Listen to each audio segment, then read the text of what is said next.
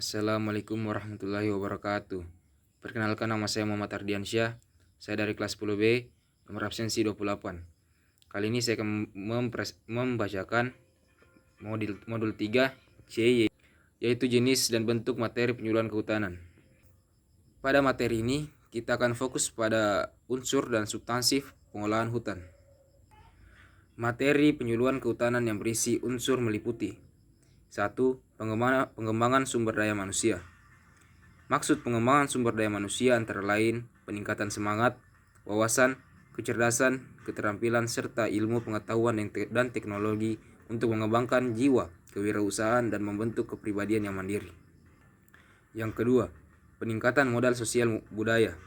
Maksud peningkatan modal sosial budaya dan kesadaran kultural dengan memperhatikan adat setempat sehingga meningkatkan partisipasi masyarakat dalam pembangunan kehutanan melalui pembentukan kelompok, gabungan kelompok sosial, asosiasi atau manajemen atau kepemimpinan, akses modal dan akses informasi.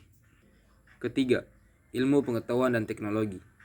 Ilmu pengetahuan dan teknologi maksudnya berkaitan dengan upaya peningkatan produktivitas, efisiensi, dan efektivitas dan usaha di bidang kehutanan dengan menerapkan ilmu pengetahuan, teknologi, serta memperhatikan kearifan lokal.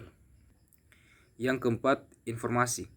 Maksud informasi antara lain berupa pengetahuan yang didapatkan dari proses pembelajaran, pengalaman, instruksi, kebijakan, inovasi, teknologi, akses modal, akses pasar, dan informasi-informasi yang dapat meningkatkan kapasitas pelaku utama, pelaku usaha, dan kelompok sasaran antara.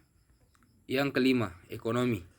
Ekonomi maksudnya berkaitan dengan kemanfaatan sumber daya hutan yang meliputi antara lain modal, sarana produksi, akses potensi sumber daya, peluang usaha, ekonomi kreatif, akses informasi pasar, serta meningkatkan kesejahteraan masyarakat. Yang keenam, manajemen. Manajemen maksudnya antara lain untuk meningkatkan kemampuan mengelola usaha menuju kemandirian masyarakat. Yang ketujuh, hukum.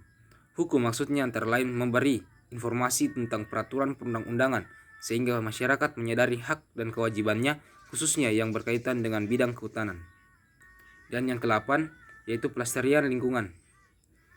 Pelestarian lingkungan maksudnya berkaitan dengan pemahaman dan kesadaran tentang pentingnya pelestarian sumber daya alam atau sumber daya hutan sebagai sistem penyangga kehidupan bagi kesejahteraan masyarakat. Lalu kita lanjut ke materi penyuluhan kehutanan yang bersifat substansif. Kegiatan pembangunan kehutanan diutamakan berupa materi kegiatan pengolahan hutan.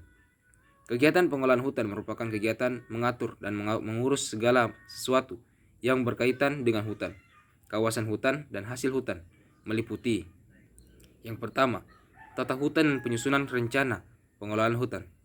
Materi penyuluhan terkait tata hutan dan penyusunan rencana pengelolaan hutan antara lain pemetaan sederhana secara partisipatif, mengenal tata batas kawasan hutan, penataan kawasan hutan, izin pinjam pakai kawasan hutan, dan lain-lain.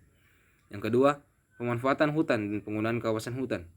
Materi penyuluhan terkait pemanfaatan hutan dan penggunaan kawasan hutan antara lain pemanfaatan hasil hutan kayu, kawasan hutan, pemanfaatan hasil hutan buka kayu atau resin, lebah madu, getahan, rotan, bambu, dan lain-lain. Yang ketiga, rehabilitasi dan reklamasi hutan. Materi penyuluhan terkait rehabilitasi dan reklamasi hutan antara lain pembibitan, penanaman, dan pemeliharaan pohon tanam kehutanan, pola rehabilitasi, konservasi tanah dan air, wana tani, wana ternak, wana mina, rehabilitasi kawasan mangrove, hutan kemasyarakatan, hutan desa, pengelolaan daerah aliran sungai atau DAS, dan lain-lain.